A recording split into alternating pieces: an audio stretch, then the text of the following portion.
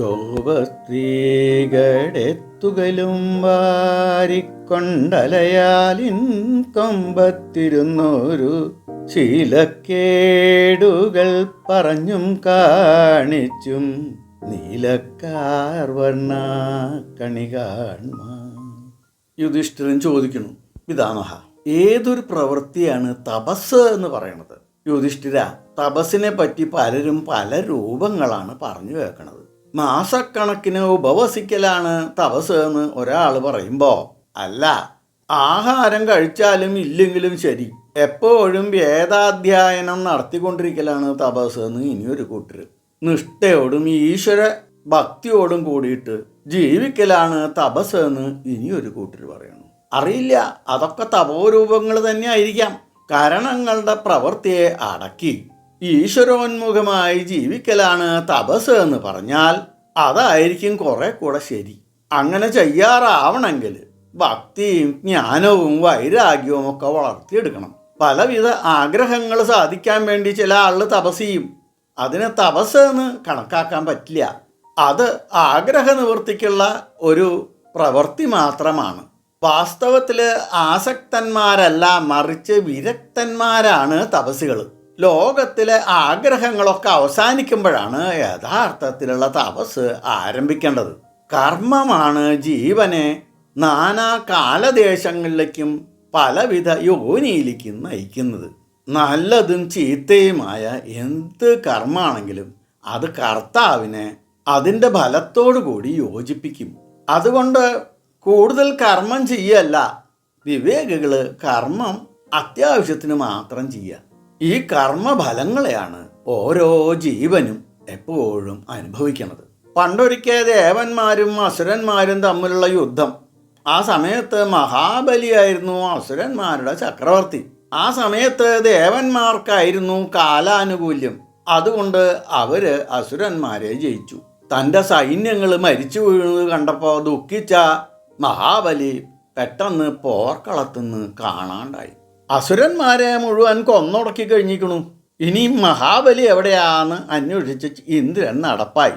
പല ദിക്കിലും അന്വേഷിച്ചു, മഹാബലിയെ കാണാനില്ല, തോറ്റോടിയുണ്ടാവും എന്നുള്ള ചിന്തയിൽ ഇന്ദ്രൻ എന്നാലും അന്വേഷണമൊന്നും നിർത്തിയില്ല, അന്വേഷിച്ചുകൊണ്ടിരിക്കുക.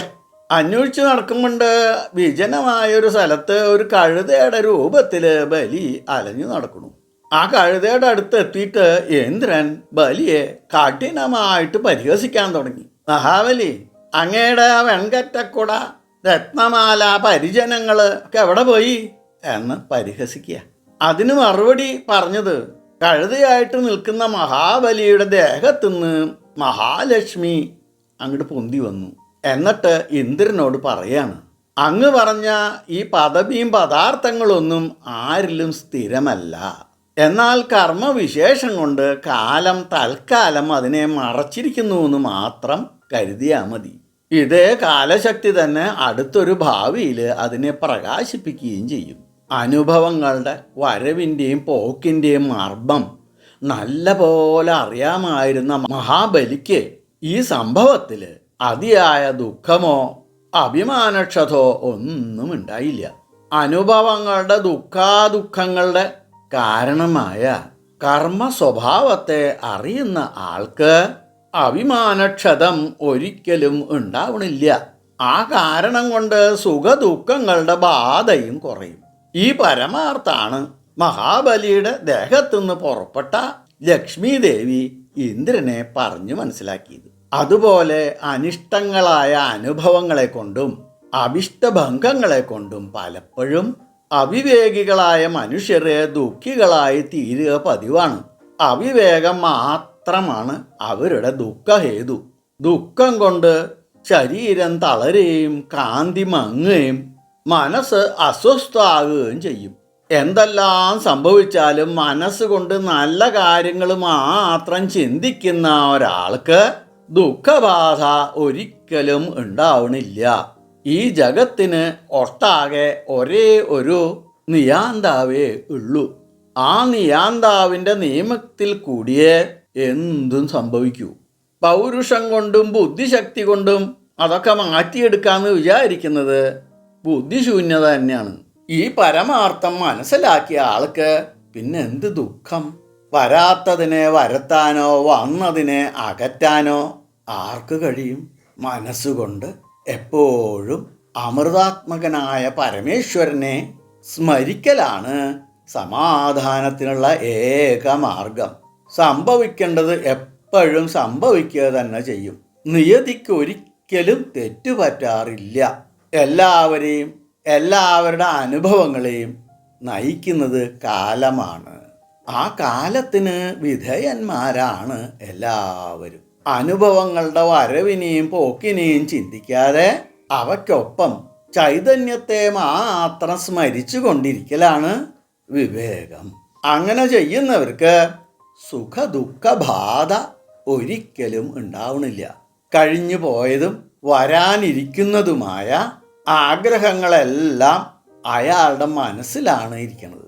അനുഭവങ്ങളുടെ ബീജങ്ങളാണ് മനസ്സിൽ ആണ്ടിരിക്കുന്നത്. മനസ്സെപ്പോഴും പൂർവ്വരൂപങ്ങളെ അനുസ്മരിക്കുകയും വരാൻ പോകുന്നതിനെ പ്രതീക്ഷിച്ചു കൊണ്ടിരിക്കുകയും ചെയ്തുകൊണ്ടേയിരിക്കും. ആ സംസ്കാരമാണ് ജീവിതത്തെ നയിക്കുന്നത്.